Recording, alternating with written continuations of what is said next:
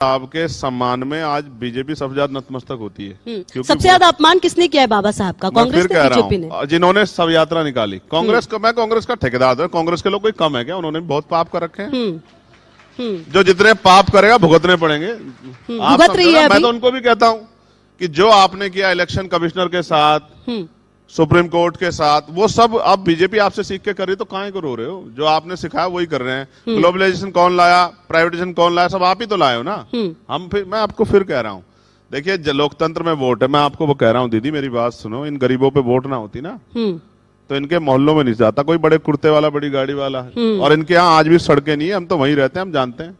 ठीक है, दिल्ली में नहीं रहता देश गांव में रहता है। और उन गांव में आज भी सड़कें नहीं है, किसानों के हाल खराब है।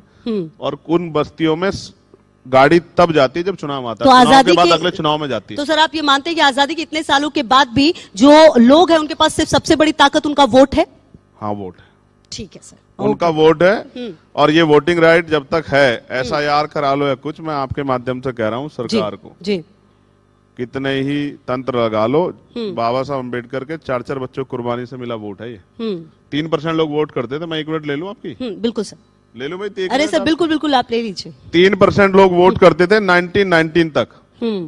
फिर चेम्सफोर्ड सुधार समिति बनी, मॉन्टेगन चेम्सफोर्ड।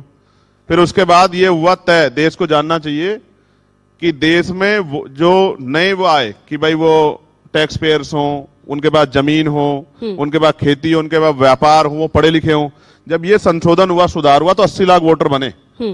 और 80 लाख वोटर महिलाएं नहीं थी, सारे पुरुष थे। और पुरुष भी स्वर्ण जाति के, और वो भी संपन्न, गरीब स्वर्ण भी नहीं था। कोई महिला थी किसी जाति धर्म की, कोई पुरुष नहीं था, वो भी संपन्न स्वर्ण जाति के लोग वोटर थे। बाबा साहब अम्बेडकर ने बहिष्कार हितकारिणी महासभा से मेमोरेंडम दिया, साइमन कमीशन को रिपोर्ट किया, गोलमेज कॉन्फ्रेंस में अपनी बात रखी, तब जाके इस देश के आखिरी व्यक्ति को वोट का अधिकार मिला। ये डॉक्टर बाबा साहब अम्बेडकर की देन है जो वोट है, जिसकी वजह से आज चुनाव और सब चीजें हो रही हैं। ये वोट जब तक रहेगा तब तक गरीबों की इज्जत रहेगी। और इस वोट के आधार पर आजाद समाज पार्टी को हम लोग ताकत बना के जब 2027 का चुनाव बीत जाएगा, इसी मंच के माध्यम से बताएंगे कि जनता जिसके साथ खड़ी होती है वही। तो सर 2027 के लिए तैयारी चल रही है पूरी? पूरी